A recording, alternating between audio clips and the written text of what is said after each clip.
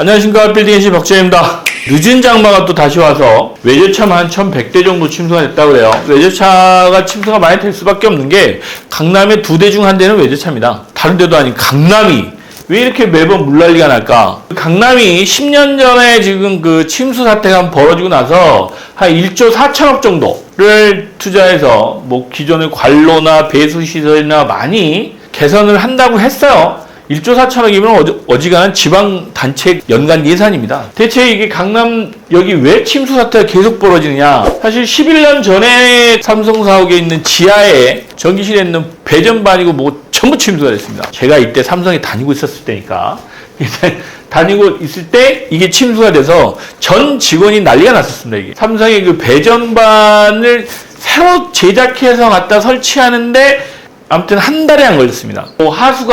하수도 노선 변경 뭐 하고 뭐 지하 연결 통로 뭐 삼성이 잘했니 서초구가 잘했니 뭐 이런 뭐 말들이 많았어요. 삼성도 그렇고 서초구청도 그렇고 서로 말도 안 돼. 그러다가 결국 뭐 이제 그런 상황이었다가 11년 만에 또 이런 사태가 또 벌어진 겁니다. 요즘 이분이 지금 뜨시던 것 같아요. 서초동 현자라고 뜨시던데 어떻게 이런 포스가 나오신지 모르겠어요. 대단합니다.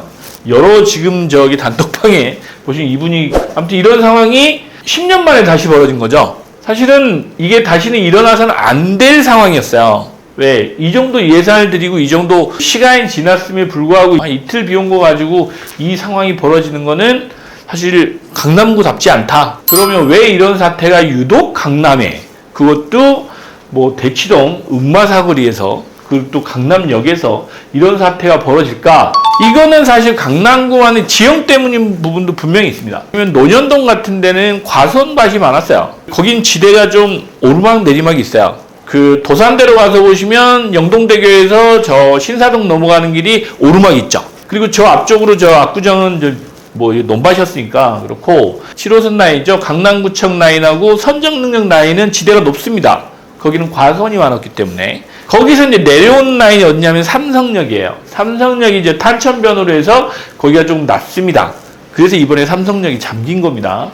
삼성역만 잠겼냐? 그건 아니고 저 대치동 넘어가는 길에 보시면 거기 언덕이 있어요. 거기가 조금 높았다가 휘문고 사거리 높았다가 휘문고 사거리에서 음마사거리 내려가는 쪽이 낮습니다. 거기가 이제 탄천하고 연결되어 있는데 사실은 탄천이 범람을 좀 할까 말까 했었어요, 이번에.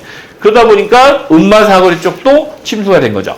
기본적으로 강남의 70년대, 80년대 도시계획을 할 때하고 현재 지금 강남구 상황은 많이 다릅니다.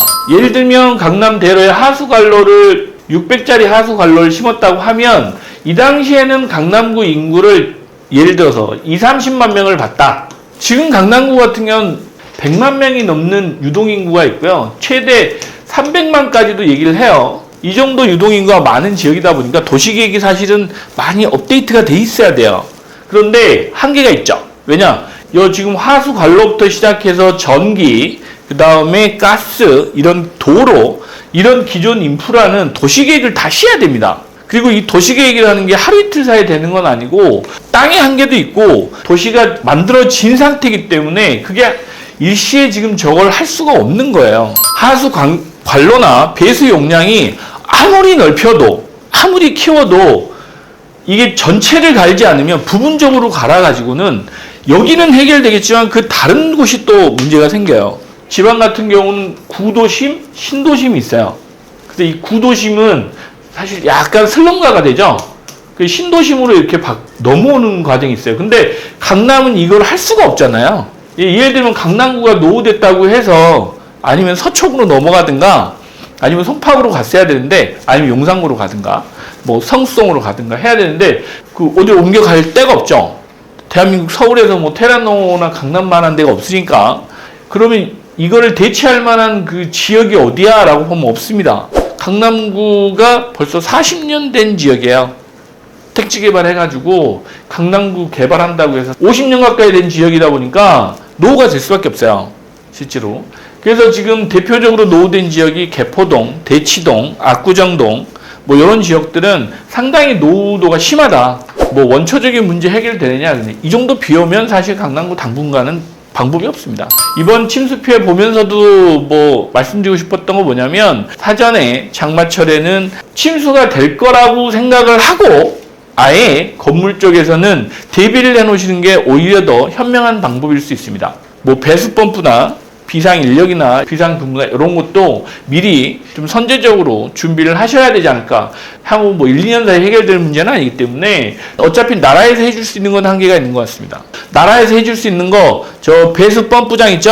한강에 배수 펌프장 있는 배수 펌프장 용량을 좀 키우든가, 아니면 배수 펌프를 아주 많이 갖다가 비상 가동해서 빨리빨리 해주든가 해야 되는데, 오늘 아침 출근하면서 이렇게 보니까 한강이 이미 상당히 물이 올라와 있기 때문에 그것도 또 한계가 있을 거예요. 지금 12년 동안 못 고친 일을 뭐 1, 2년 사이에 고치겠어요? 고치려고 했으면 진작 고쳤겠죠? 그렇게 많은 예산을 투입하고도 안 되는 문제니까, 그럼 각자 여러분들이 사실 먼저 대비를 하시고, 올해 이미 지나가긴 했지만 또 가을 장마가 올 수 있어요. 요즘 이상기후 때문에 문제들이 많이 발생하는데, 아마 겨울에는 또 제설 장비 때문에 그럴 겁니다. 제설 장비가 있을 때는 어디가 조심하셔야 되냐면, 낮은 지역이 아니고 이제는 높은 지역이에요. 겨울에는 청담동, 논현동 이쪽이 준비하셔야 돼요. 사륜구동 타시고요. 사륜구동 타시지 않으면 제설 장비나 체인 꼭 준비하셔서 차량을 들고 다니시고, 그 주변에 그쪽에 건물 있으신 분들은 염화칼슘 많이 사다가 놓고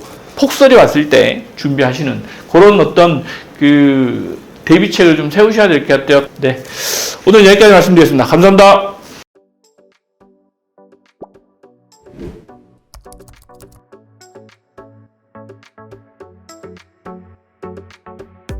여러분, 좋아요, 구독, 알람 설정까지 여러분의 성공 투자를 함께 하겠습니다.